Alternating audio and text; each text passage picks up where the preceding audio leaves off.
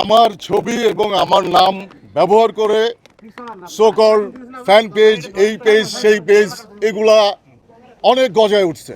গজায় উঠে সেখানে সরকার বিরোধী বিভিন্ন ইস্যু, সেটার নেগেটিভিটি, এইটা সেটা নিয়ে বহু রকমের পোস্ট।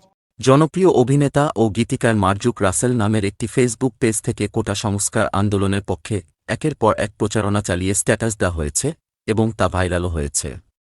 সরকার নানা কর্মকাণ্ড নিয়ে সমালোচনা ও সরকার বিরোধী নানা পোস্টও দেওয়া হয়েছে ওই পেজটি থেকে।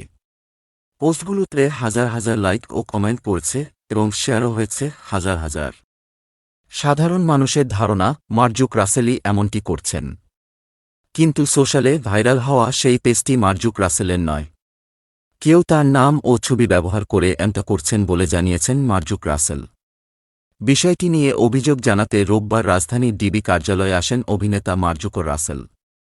এ সময় গণমাধ্যমের সামনে অভিনেতা বলেন, তো সবাই জানে, আমার বন্ধু বান্ধব জানে, আমার সাথে যারা কাজ করে, আমি যাদের সাথে কাজ করি তারাও জানে যে এগুলো ফেক পেজ। এই সমস্ত পেজ থেকে উস্কানিমূলক পোস্ট দিয়ে, নানান রকম পোস্ট দিয়ে, সরকার প্রধানদের বিরুদ্ধে পোস্ট দিয়ে তাদেরকে মানে আমাকে তাদের এই সমস্ত পোস্ট দিয়ে আমাকে বিব্রত করার চেষ্টা এবং অনেকের কাছে ভুল বোঝার ভিতরে নিয়ে গেছে এই সমস্ত পেজ। আমার নাম ও ছবি বেশ কয়েকদিন ধরে উস্কানিমূলক পোস্ট দেওয়া হচ্ছে, যেটার সঙ্গে আমার কোনো সম্পর্ক ও সম্পৃক্ততা নেই। বিষয়টি নিয়ে আমি বিব্রত হচ্ছি। যারা আমাকে চেনেন, বিশেষ করে আমার লেখালেখি, আমার অভিনয়, আমার জীবনযাপনের ধরন সম্পর্কে যারা ডিটেইলে জানেন, তারা ছাড়া অধিকাংশ মানুষই কনফিউজড।